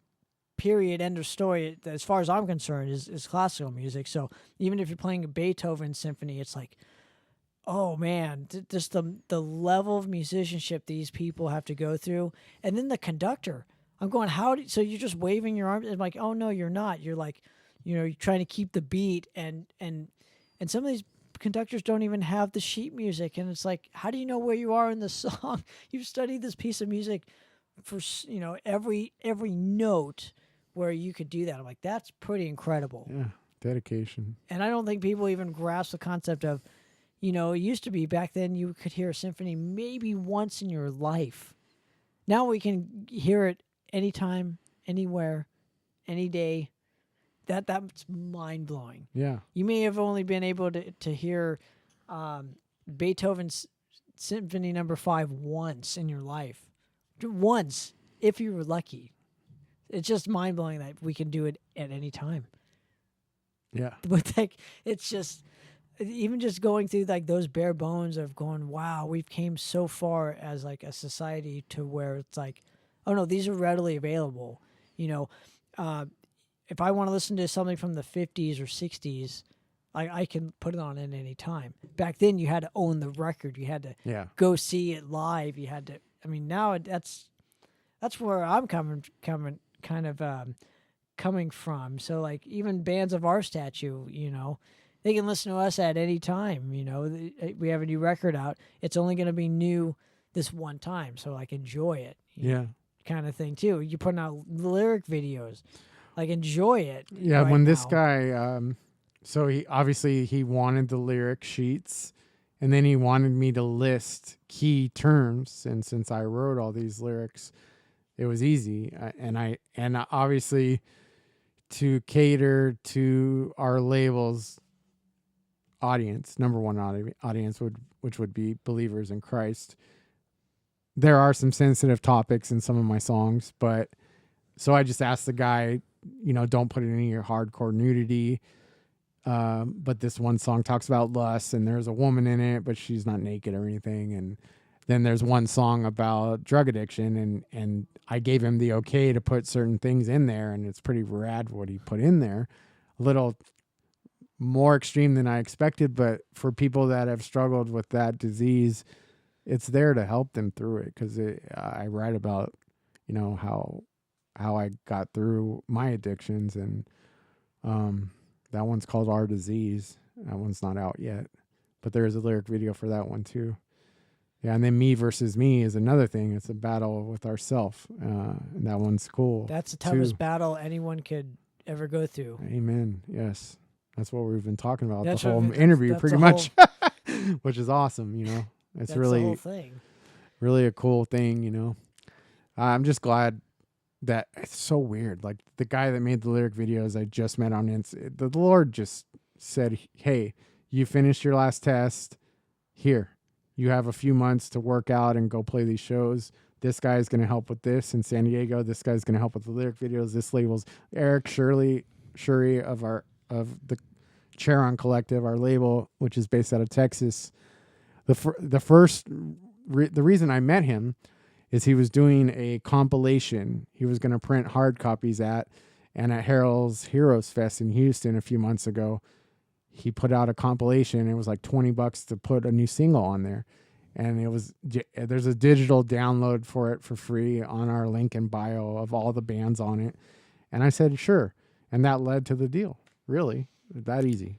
We just started talking, and he said, yes, I would love to put out your record. I'm like, okay. Literally how we got signed was I was a fan of the label head's YouTube channel because I liked what he was showing. Yeah. And so I just wanted him to show our record on his YouTube video. Oh no, it turned into like this whole like, oh no, I want to sign you. I'm like, okay, well, we have a new record coming out. Okay. It was literally just like so casual, right? Like casual, where it's like, oh no, I was just wanting to have you maybe show it on your YouTube channel, help me sell a few units. Right. That's crazy. It turned into this whole great relationship. They're, No Life Till Metal is their Christian label too. Yeah. I mean, Rocks Records is a Christian label.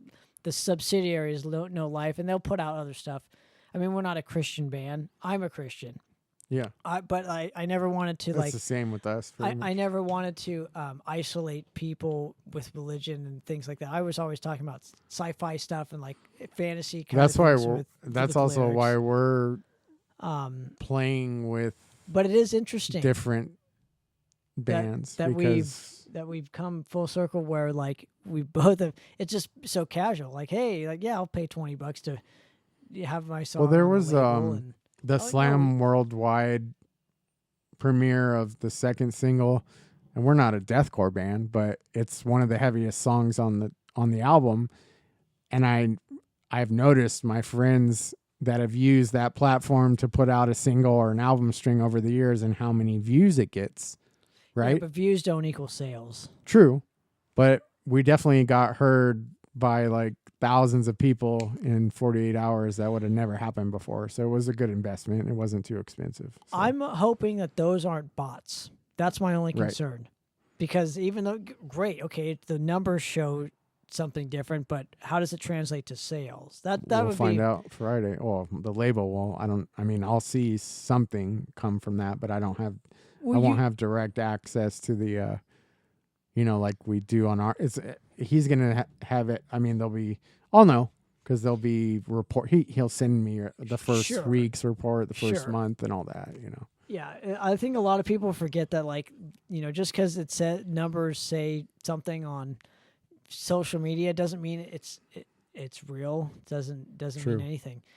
I kind of hate the fact that Spotify has like a monthly listener thing. Like, I still haven't figured out Spotify. Oh, dude, I have. So basically, it's complicated. Well, basically, what it is, you have to keep releasing stuff. So I'll give you I'll show you some stuff off the air here of like what I've been doing. I've been releasing these like cool little compilations where, like, even though some ex-members told me not to do it, I still don't give a shit. I'm going to do it anyways. And I've seen a lot of like great results because of it, where we have a spike in listenership the day it comes out. We get like, I think I checked our numbers, and I hate doing it. I hate the number system of Spotify. It's almost like a competition factor, and I don't like that.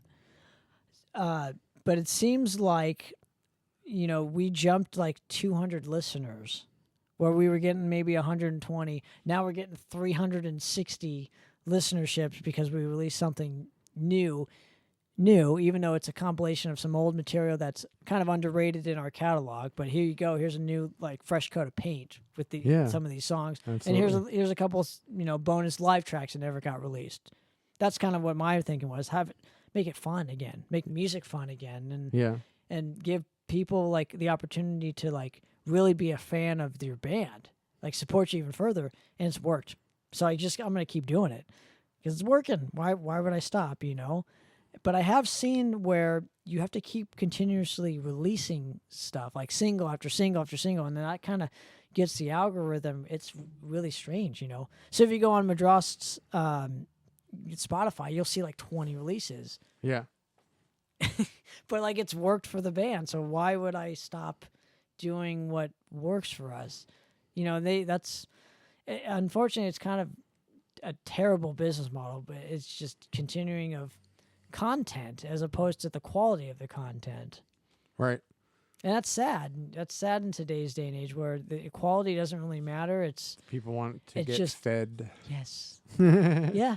Yeah. And so maybe and instant gratification. That's kind of how Spotify works. Yeah. It's just maybe you release single. Okay, next week another single, even if it's the same. It's coming off the same record, just single. Okay, bam. Next single in 2 weeks. Next single in 2 weeks of the same stuff. Have a different zoomed in version of the album cover or this way, or that's kind of how you do it. Yeah, yeah. And on Spotify's and things. But, right. And then that will toggle the listenership, and then that algorithm puts it into more playlists, and people discover it through the playlist.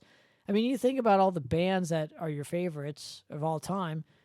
I'm not saying these specific ones are, but when I'm mentioning Van Halen or Aerosmith or whatever, they release greatest hits time and time again. How many greatest hits are there of the Eagles? Oh my goodness! Right. Steve Miller Band. They're constantly releasing this content, but that's why they're able to get the listenership. They release the same things over and over. So there's always this like notion of that you can't do that in extreme music. It's like, oh no, all these other bands have done the same thing. Yeah. Suffocation has the greatest hits. They should. Malevolent Creation has the greatest hits. Pretty much every band on Roadrunner has the greatest hits. Yes. Labels. Or like, yeah. So then a lot of them put that out at the end of the contract too. That's right. To fulfill one more. That's right. To fulfill some. To fulfill the rest of the contract. That's right. If a band was splitting up or taking a break. That's right. So that's hopefully answers your question as far as how Spotify works. It's just speaking of Roadrunner, I'm gonna go see if I can the Spine Shank Whiskey reunion show coming up. It'll be the 25th anniversary of the Height of Callousness. They were on Roadrunner. Okay. I grew up as a street team member for them, but they're getting back together, and I think it's the drummer Tommy Decker's son is the second guitar player right now in this touring lineup, and then everyone else is original. It's going to be rad. That is rad. The lineup's cool. It's got like Yeti, All Hail the Yetis on it, and Scum Love, and yeah, we're definitely going to try to go to that. It's a Saturday, so I just got to make sure I'm doing okay, because that'll be after I start my student teaching, and my body's going to be tested by being on my feet 5 days a week, all day, which is new. And now, how did you record this record specifically differently this time around? Or was it the same process for you? It was pretty much the same process. It's just that what happened, I think I had one song I didn't track at all yet. And then I just wanted to touch up anything from the first tracking session. And I took a long break because of my health before I went back in. I was in a lot of pain when I initially tracked. Some of these hooks on like Into Eternity, Into Purgatory were just magic. I don't know. And I'm like, don't touch those choruses. I can do them again now because we have it on tape and I can replicate what I did. But I don't know how the Lord helped me that day. And then I went back and recorded the last song and touched up. I redid a chorus, and Aaron's doing a lot of vocals on this record too. Some of the choruses, sometimes it's both of us, sometimes it's just him, just me, Bryan too. And then our new bass player is Robert Madrigal from Caustic, Death by Stereo. He was in Death by Stereo Love Rob. for about 12 or 13 years. Yeah, he's a great dude. So it'll be rad to play with him. And that's why I'm like, dude, you guys need to write new stuff, because he's in the band now. We could do even more vocally and songwriting with his skills. He's also a great frontman. Exactly. Like, not a lot of people. Maybe I can just retire and he can take over after this. I don't know. We'll see what happens. But yeah, and he's a really good friend of mine. I mean, Caustic and All God's Kill and Nothing Eternal. He's a great human being. We played a lot of shows together 20 years ago. And he's also super supportive of bands. Absolutely. That's a guy too that I always remember Rob for some reason. Yeah. Because he's always great guy. I see him when I see him at the shows, or he'll always come up to you and say hello. He's not like, there's no ego involved. He's always just like a cool human being. So I'm glad he's playing it in Lazarus Casket now with Absolutely. you. Just having fun, hopefully. Yeah. That's the whole point, is just having fun. Absolutely. Now, where can people find this? Everything to check out is on Instagram at the link in our bio. So there's a little link at the top of the page you can put your finger on, and then there's a link tree that has everything in it. And then there's specific links also there at the top of the Instagram that'll have like tickets to our upcoming shows or the lyric videos that are out. That's the easiest place to find everything. We're on Bandcamp, and our label has a Bandcamp, the Charon Collective. So that's where you can pre-order the record. And he's got a vinyl, CD jewel case, and then a t-shirt digital bundle for sale from the label. And I'll put the links in the description or whatever. I think that's really important. A lot of interviews, like, they don't do that. So I feel like that's how people will support you. They won't type it in. If you tell people to type it in, right, they won't. But if you put a link or whatever in the description, I think people would be more inclined to be like, oh, it's convenient. It's right there. Those links are also in the bio of my personal Instagram, which is Jason L. Tyler, and the ADHD Entertainment Instagram, because ADHD Entertainment is technically the management and the booking agent for the band Lazarus Casket, as it was for so many a long years. time ago. But I didn't use it because I was giving myself away to all these other artists. So this was my time to use my skills for my own life and my own band for once. And that's what's been frustrating about trying to put together what some people are unavailable, but I kind of like asked people that I've helped in my past to play with us, and I'm not getting the reception I really thought. You're looking at me like I'm part of this. No. You're not playing with your guys right now. You were definitely going to be on one of the shows, but I had no idea where you guys were at. That's why I asked you. I'm making movies. Yeah, now. I didn't know that what was going on with you, and obviously I wanted to pick up where we left off in 2019. We were supposed to play Reno together, right? And Tahoe, and Sacramento, remember? It was us and the Last Lucy and you guys. It was going to be awesome. But I have to mention this too. You're here today talking to me about it, so Absolutely. I didn't close any doors. Right. Kind of thing. I'm just helping out in other areas besides Absolutely. playing.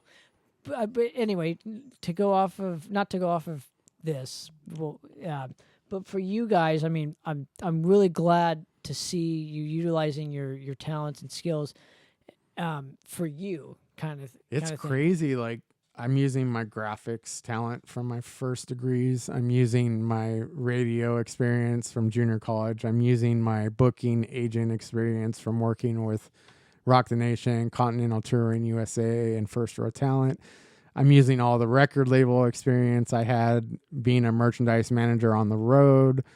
I mean, the merch is my responsibility. Obviously, I worked for huge bands. I know how I went on tour for huge bands and was working for Suffocation and Cataclysm simultaneously with like 100 items on sale at once. This is when I was healthy, running back and forth. So I know how to do all that stuff. But obviously I'm limited physically, so I'm bringing people in to help me with that, but I'm ultimately in charge of setting up the merch and keeping the funds separate. I like to keep the cloth funds separate from the music recording. I feel like it's a separate part of the business of a band. I try to keep those funds separate, if that makes sense. But it is disheartening to hear you say, and it's true. It is what it is. But most people we're also don't even... older. Like a lot of the bands I asked are inactive or retired or they're busy and they're at a different, we were gone for a while and I'm back play. Right. And they're like, well, we're on tour or we can't, and I'm not taking everything personally, but I just thought with my list of 50 bands I wanted to play Anaheim, that 8 of them would have said, yes, I've got, half of it's done. It's just taking long. I thought it was going to be done like that. And like the Lakewood show, it was done like that. And Lakewood is Silent Scream, Transterno, us, Talzamal, and somebody else. I can't remember right now. But a lot of killer bands. So it's going to be fun. That's awesome. So yeah, if I appreciate you coming on. Bad Acid Trip. Oh, yeah. Well, there you go. Yeah, I love Bad Acid Trip. Yes, it's like one of my favorite bands from around here. Yeah, absolutely. But I appreciate you coming on and hanging with me, and I'd love to be able to talk to you about everything besides a band, Absolutely. So next time around, I'd love to just have a conversation of just everything and anything kind of thing, and where you are in life in terms of like what you want to do going forward. That'd be really cool. It's definitely going to change and develop in the next 6 to 8 months. And then I'd love to continue this conversation, and then just see where you're at. And see how the label does be curious to see what the label does for you. Well, one thing I do see in our Apple Music account, which didn't have much traction from the last few records, is the radio play for the single and off the new album that's not even out yet, and it tells me what station and what city it's in. So that's kind of cool. It's cool. Sioux Falls. Okay. Yeah, same guys played us like 50 times in the last month, which is rad. It's awesome. It's like I want to go play there and just see if anyone shows up. You should just go on the station and be like, "Hey, man, thanks for playing us all the time." I do need to. I'm trying to find their social media. You have a new buddy now. It just tells me the name of the show and the city. That's all I have. But maybe I should ask. Maybe the label has more info. That's right. Yeah, he's got a lot on his dude. The label has us as the top banner of the page. All his posts this week, because it's our release week, is a lot of, some great bands. I haven't seen, so we're on the CMW Christian Music Weekly charts, and somebody else made this video. His Kingdom Suffers is a label mate of ours, which actually is a one-man band, I found out. He's at number 1 right now. And then there's new stuff from Impending Doom and Demon Hunter, who I look up to, and we're in there in the top 20 right now. Wow. Probably higher, because that was like a month ago when it first dropped, the single. So I'm like, some guy made this video preview of the brand new Demon Hunter song, which just happened to come out the same month as our new single. And then, so there's their new video for like 10 seconds. There's 6 new artists music videos in 60 seconds. And we're in this guy doesn't even know me and just picked our song because it's called Into Eternity. And it's hardcore worship gospel metal. Like, in somehow it just came out. I didn't plan this. Like, I just wrote from my heart and soul what I've experienced in my life in the last few years when I was basically broken down into nothing and stuck in my bedroom for years. And, we talked then. I mean, we texted enough, and, I feel like we were both kind of in a similar spot in some ways, very parallel parts, more than I knew till I got here and started talking to you today about stuff, deeper spiritual stuff. And I'm shocked I'm still trip. here. Me too. I'm shocked I'm still here. Me too. Okay. Me too. It's almost a miracle. Like, that I didn't give up. Let's just, same here. Let's say when I was on my walker and I realized I had to do physical therapy for hours every morning, which I still do, by the way. I have to. Are you doing a lot of stretching with this too? Yeah. Okay.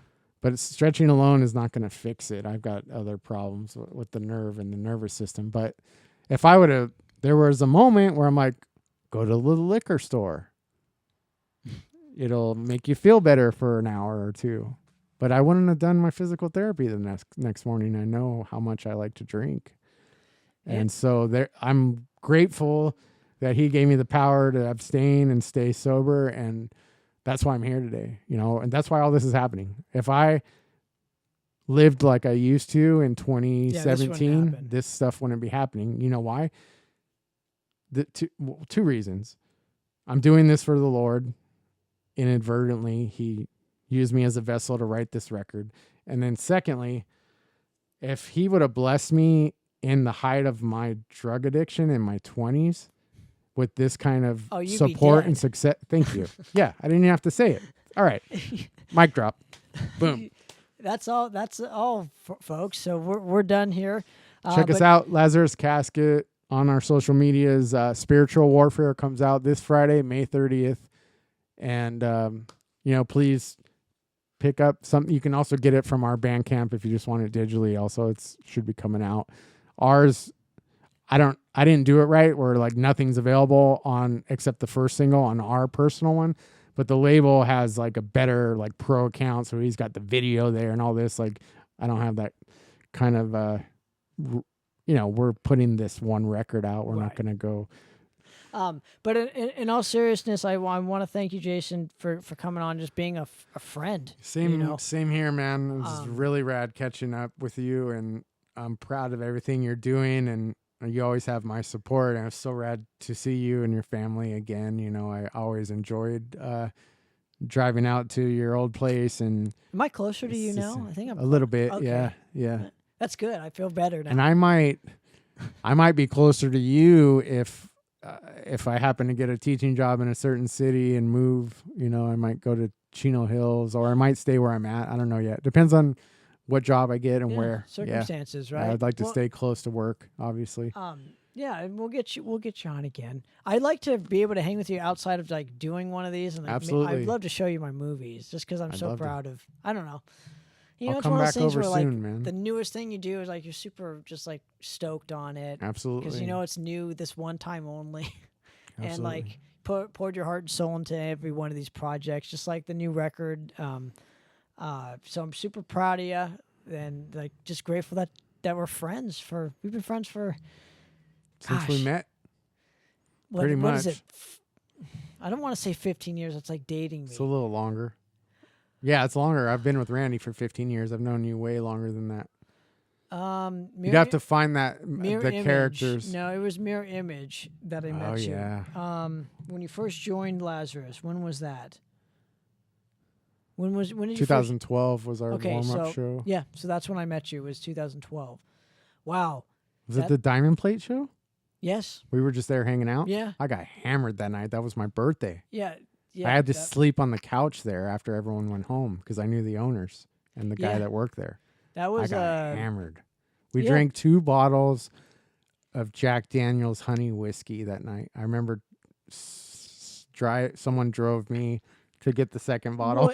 And this was definitely the time when you were like just joining the band. You didn't know how it would work, and I was like stoked on meeting you, and like stoked that that you heard of my name or whatever. I was just stoked to just meet you and just get a chance maybe to work or with you, or like, hey, check out my band, you might dig it, or hey, can you give me some pointers. I'm always kind of like that. So it's just nice that we've been friends for so long. Absolutely. So me, you, and Tony have pretty much met at the same year and been friends for gosh, absolutely, a number of years now. So I love you.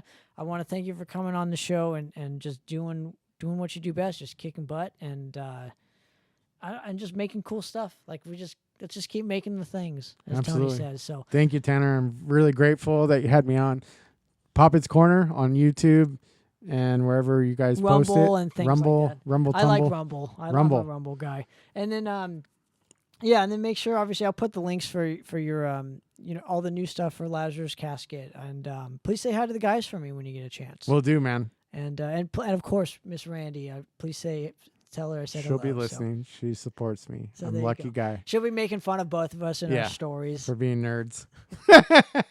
Love you, brother. Love you too, buddy. But for another episode of Poppitt's Corner, we're out of here, guys. Peace. Cheers. God bless. That's right.